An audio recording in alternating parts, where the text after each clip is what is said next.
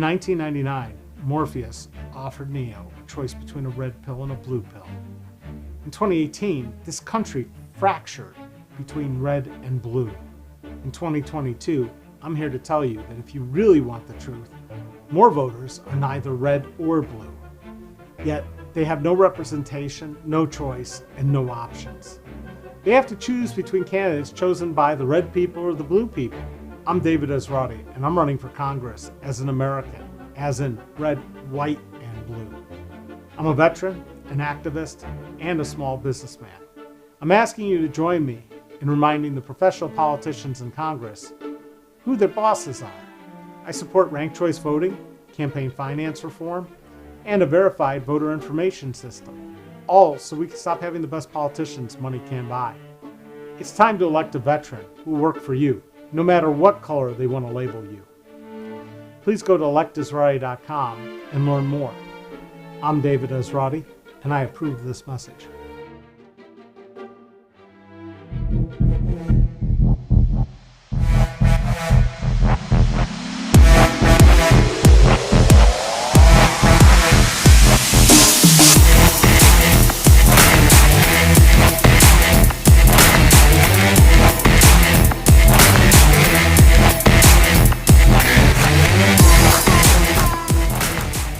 Jurassic Park, you thought those little baby dinosaurs were cute until they turned into out-of-control carnivores. That's sort of what happens to government when we elect people based on very expensive advertising campaigns and propaganda. I'm David Esrati. I'm a veteran and a small businessman running for Congress. You don't want professional ad people and pollsters to sway your vote. All those hot-button issues like gun control, abortion, borders are all politicized to stop you from voting rationally. And thinking rationally seems to be in short supply these days. Most Americans have been voting against their own best self-interest for a long time because we've allowed money to buy our leaders. 1 million Americans died in the last 2 years because our leaders couldn't lead. It wasn't that hard. Mask, distance, test, and then vaccinate. In an instant, we had billions to spend on healthcare for COVID, when for years we've been told we can't provide healthcare for everyone equally in this country. That's an unintended consequence of the pandemic. If you think about it, our government can pretty much do whatever it wants, or what the people who buy our politicians tell our leaders to do. We also had a ton of money to prop up businesses. The next thing you know, it turns out that a living wage was not only possible, but necessary. As a small businessman who won't sell you out to corporate interests and lobbyists, I can tell you that it's time to fully understand the consequences of companies like Amazon, Facebook, and Google and their effect on small business, and to remind you that small business is the #1 creator of jobs in this country. So this next election, don't trust this ad or any other political ad. Do your homework and think before you vote. It's time to put this ad man in Congress because I know that the best advertising is based on the truth, not the size of the budget or payola. Or you can just vote based on who has the money to buy their way into Congress and live with the consequences. I'm David Esrati, and I approve this message.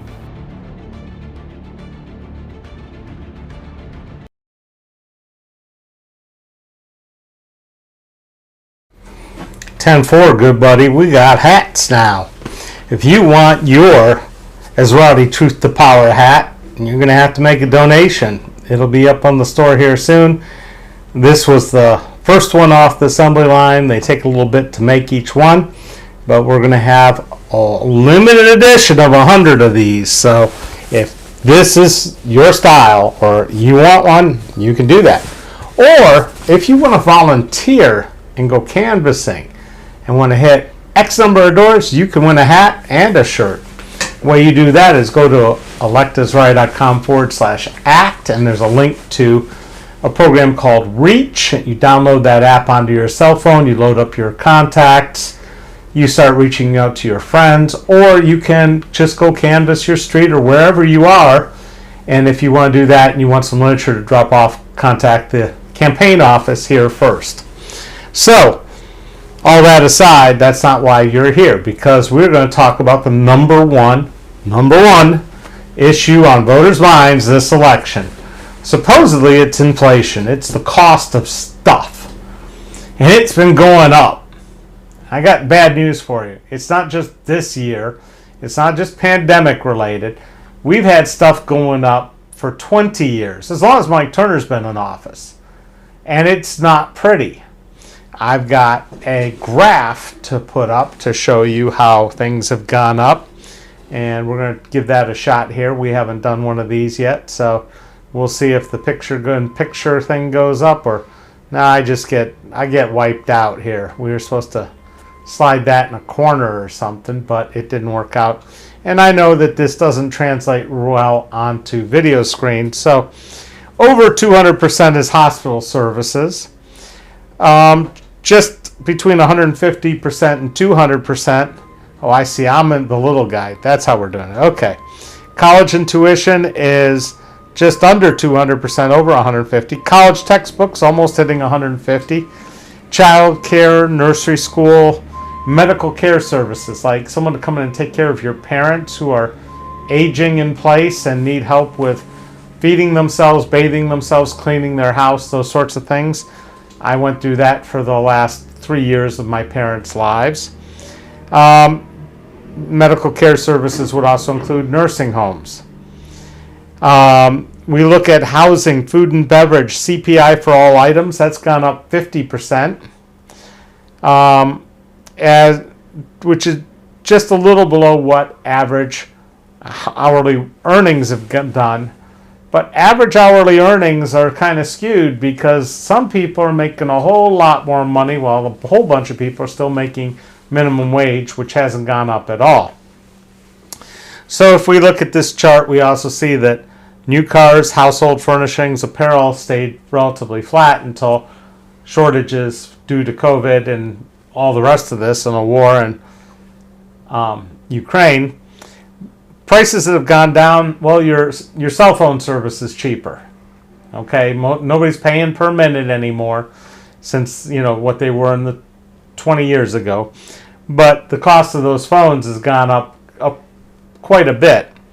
Computer software has gotten cheaper, toys have gotten cheaper, and televisions have gotten really cheap. What you used to pay $2,500 for, was you'd laugh these days what the difference is between that screen and what you get now. We can take that chart back down, but as you see, inflation's been around for 20 years and it's not been addressed, and Mike Turner's been in office and nobody's screaming off with his head. But right now, because gas prices were up to over $4 a gallon, we're blaming the president, saying, hey, we can't afford this, because the sad fact is most Americans are living paycheck to paycheck.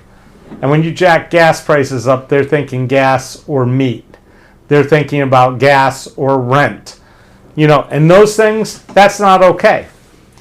And the only tool that politicians seem to think is there to control costs is the Fed. And the Fed isn't even under them directly. They're not giving directions to the Fed. They hire some economists and they come up with these brilliant ideas.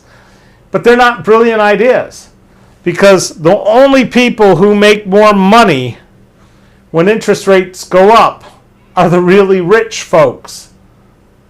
The rest of us are paying through the nose. Your credit card amount of interest you're paying on that skyrocketed.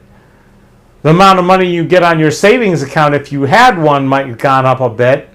But sad fact is, most Americans can't come up with $400 for an emergency car repair. So let's talk reality. Interest rates are a really bad tool. So how do we fix that? And this is where it gets difficult. Now, during World War II, this country banded together and worked really hard to beat the Germans and the Japanese. And there were people that tried to gouge. Guess what?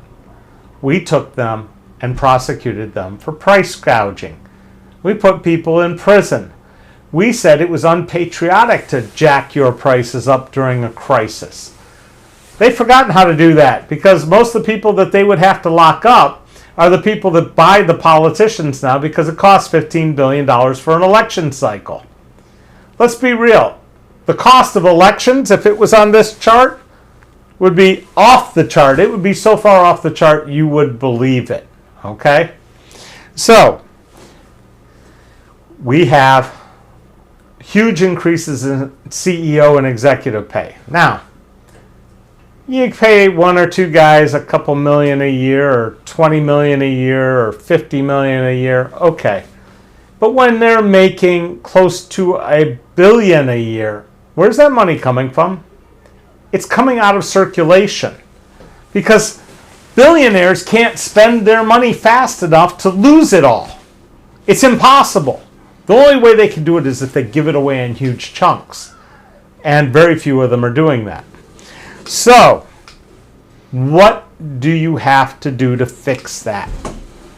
And the simple answer is pass a law that if you don't pay your employees at a reasonable rate while you're paying yourself an unreasonable rate, you're in trouble. Now, for companies, let's take hospital services for instance. You've seen all this building that's gone around here lately where we're building hospital beds and towers and new facilities, and they're growing like weeds. Because yes, the population is aging and we're in worse shape, and they've figured out a really profitable model, which is even if you don't have health insurance, they know they're going to get money from the government, and they just pay for procedure, and they don't do preventative care. We fix our health care system, which has gone up almost 250% in the last 20 years. Do you know what happens to prices? Let's just ice out the entire area of health insurance that you don't pay into a health insurance plan, because health insurance CEOs make a lot of money. You don't pay into that at all.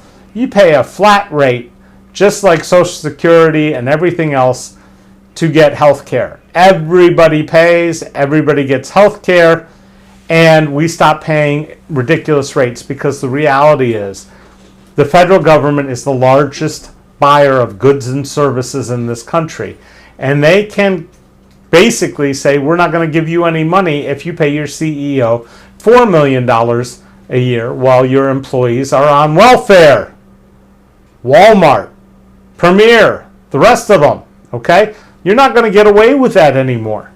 We're going to sit there, one, by simplifying our payroll tax solution. So you fill out your taxes, and payroll taxes, it doesn't cost any money, and we can track all your employees and see what you're actually paying them and what you're paying yourself. And then we sit there and say, hey, look, you know, these people that you're paying who are also getting food stamps, we're going to bill you back for that. It's pretty simple. Nobody's doing it. I mean, nobody's talking about restricting income of really rich people who then in turn donate to politicians and buy themselves legislation. So once you fix that, once you take out the fact that the government is spending money with companies and spending money on companies' employees, subsidizing them that are really big, and take that out of the equation, all of a sudden things get a lot better. Cuts costs, that's one. The next thing is, look, I don't care what company you are, your value doesn't go up and down in the course of a day. You are not worth $1 billion more or $1 billion less because of what happens on the stock market. That is absolute horseshit. You make the same thing. You have the same employees during the course of a day. You have the same supplies coming in. You have the same supply products going out. You have the same prices that you get for them. So why is the stock market cycling wildly? Because it's not an investment tool anymore. It's a casino. And it's being gamed left and right. And the federal government seems to think this is perfectly okay for them to run one huge casino that ties up so much of our wealth, and so much of our economy is predicated upon. We've sort of let the tail wag the dog there. And the simple solution is stock is an investment in a company. It's a valuation on the way they do business and what you think their future business will do if you give them money. So if I give, let's say I give poor little Jeff Bezos back in 1990 $100,000 because I think he's got a good idea, and I'd held on to that $100,000 worth of stock all these years, I'd be as worth almost as much as old Jeffy, right? Because I took a gamble and I invested and he grew the business. He did a good job. If I gave $100,000 to Steve Jobs in 1997 or 1990, I bought Apple stock and I'd held it. Instead of spending my money fixing up this building, which was ready to be demolished, if I bought that stock then and just held it now, I'd be worth like $266 million. Instead, I got a building that's worth about what I put in it. So was the stock market a better idea? Probably, but what would I have done to live all these years? And how many employees would I have hired and fed and had paying taxes? At some point, we have to look at rewarding the small guy for hiring people, for giving them their first jobs, their second jobs, for making sure they can pay their bills the same way. They need to be able to be rewarded in the same way that you are at the highest levels of corporate growth. Now, of course, Apple could have gone under. They might not have hired Steve Jobs back. It might have stayed under Gil Amelio or John Scully and gone straight into the ground and disappeared. But, you know, the reality is there were a whole bunch of people that believed in what Apple did and their ease of use. And take note, Tim Cook, Craig Federighi, and the rest of you guys that are running the show now, you're making everything harder than it used to be by killing off Server and killing off Apple Business Manager. But that's not anything that the voters care about. But that's a personal gripe. So again, the stock market. If you want to sit there and pull a slot machine lever, you should be taxed at a ridiculous rate, because that's not what the stock market is about. It's about investing and letting the investment grow. In other words, hold it for at least a year, or we tax the living daylights out of it. There's no reason for the volatility on the stock market. So we can fix that. So we got price controls saying that you can't raise prices more than X or Y during a crisis. That would have been good management during the pandemic. We could have limited ration things during the pandemic. Costco said you couldn't have more than one big thing of toilet paper. That's one way that you stop people from making things go all screwy during a pandemic. We are still bouncing out of the pandemic. Unfortunately, because we stopped doing what we used to do and stopped people from monopolizing, and we enforced antitrust laws, we've got a problem now with shipping from China, where we make way too much stuff. Instead of sitting there and trying to build chip plants that'll be online in 2 or 3 years and, again, incentivizing some rich folks, have we thought about maybe it's time to tell the 3 shipping companies that consolidated out of the hundreds that used to be there that their prices are gouging and costing too much and causing an increase in costs on every product coming across the ocean? That might be a good idea. Or how about the huge agricultural conglomerates that are controlling food costs because they are the only buyers in the market left? That we've crushed the family farm. We've crushed small business in America by allowing huge companies to have unbelievable control of our economy. That it's not interest rates, people. It's greed that is the enemy. And the sad thing is Republicans don't understand this, and they think the answer is smaller government, less regulation. That's what got us here. Less regulation. As to smaller government, it doesn't matter what the size of the government is. It matters how efficiently and well run it is. We can afford to pay people to do things that are good for our country, and it should offer a return.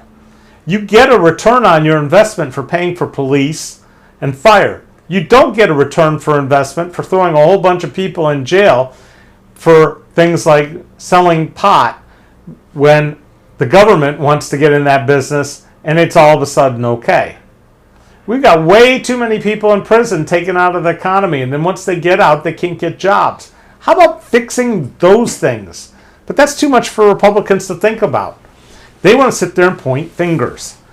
And it's getting really old.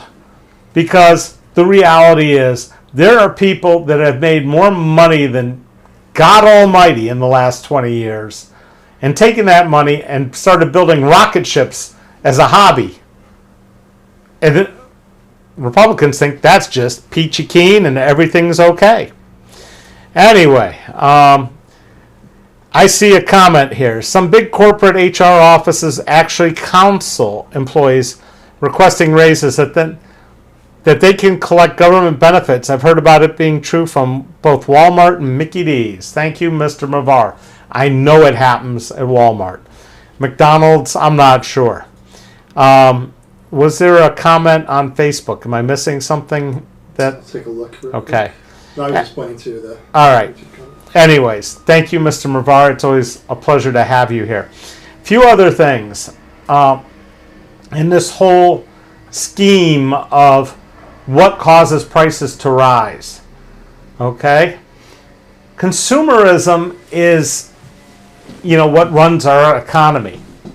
Let's talk about the costs of business to do business. What happens in an election year when all the advertising is bought up by politicians? It's harder to sell your products and tell your story in an election year before Christmas when everybody buys everything because politicians are buying up every other ad space.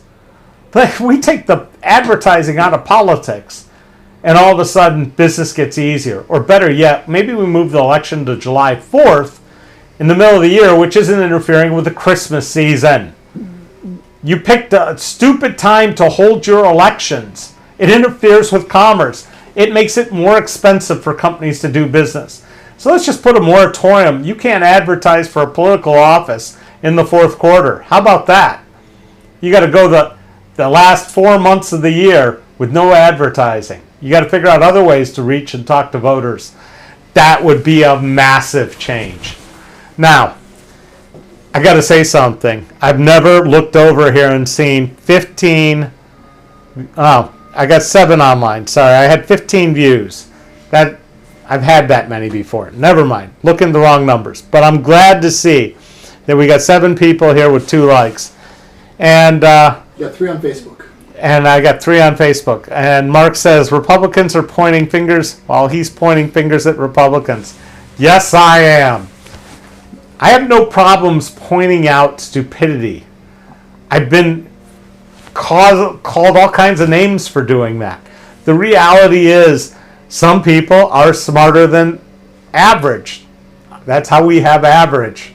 We have smart people, we have stupid people, and the average is the ones in the middle. Typically, I look at Republican responses to things, and I'm not seeing a whole bunch of creativity. They're always talking about going backwards, how we used to do things, how it was better when we had less, how government's gotten too big. That's really not the problem. So think about what happens if all of a sudden we sit there and say everybody coming out of high school has to do 1.5 years of government service. And they have to spend their time either working in child care, nursery schools, that sort of thing, taking care of elderly people in place, medical care services. Right there, those are things that went up over 150%. How about if we make college textbooks all open source and start teaching our kids how to use open source and make college a lot more affordable? How about if we put price caps on what colleges can do with their tuition if they receive a whole bunch of Pell Grants and student loans that are backed by the federal government? How about if we stop paying college presidents $500,000 a year and unless they have a real relationship, their overhead is limited, how many vice presidents and other people they have on top of things, ratio for teachers to professors. Or how about if we stop paying the football coach or the basketball coach more than the entire House of Representatives in a year? That sort of thing, we could start thinking about making some changes that make sense. Okay? So, I've thrown out a whole lot of ideas. The fact is, we don't have creative people in Congress, and a lot of them are just owned by the very wealthy people who benefit the most by inflation. And for that, we need a better solution. And I've rambled on for long enough, so a few things to let you know about. Tomorrow night, I will be at the main library in Dayton from 6 until 8, watching the League of Women Voters presentation on how redistricting works and gerrymandering and what's going on in the state of Ohio, where the Republicans basically flipped off the Supreme Court not once, not twice, not 3 times, not 4 times, not 5 times, but 6 times, leading to Supreme Court Chief Justice Maureen O'Connor to say, we got to take the politicians totally out of this equation because they can't get anything done. Wednesday night I'll be posting this, but at the Eudora Brewing Company starting at 7:30, there's a group called Drinking Liberally. I'm going to attend. I will not be drinking liberally unless it's root beer, and even that I can only handle about 1 because I don't drink. But I will be there with that group. On Saturday, I think, is Rock the Vote at Sinclair, and that's in the Building 12, where they introduce politicians with music, and you do a little 3-minute speech, and you're done. So I'll be at that. There may be some other things. I also have a new app for you to use to start working and canvassing for me and helping the campaign. You can find that on electisright.com/act. As I said, we got these new spiffy hats, Esrati, Vote Truth to Power. And those will be going up on the website. And at the end of the week, we will have defund politicians. I also could use donations because this costs money to run. And I don't have 19 billionaires from out of state giving me tons of money. In fact, 79% of Mike Turner's money comes from out of state. You can tell that to everybody and take it to the bank because most voters will be disgusted. So, we'll be back tomorrow with another exciting edition of Elect Esrati's Town Hall, where you can interact with a candidate and have a conversation like you've never had with Mike Turner. Also, feel free to volunteer, tell your friends, share on social media, because all of that helps. So, thank you very much for watching, and we will see you tomorrow.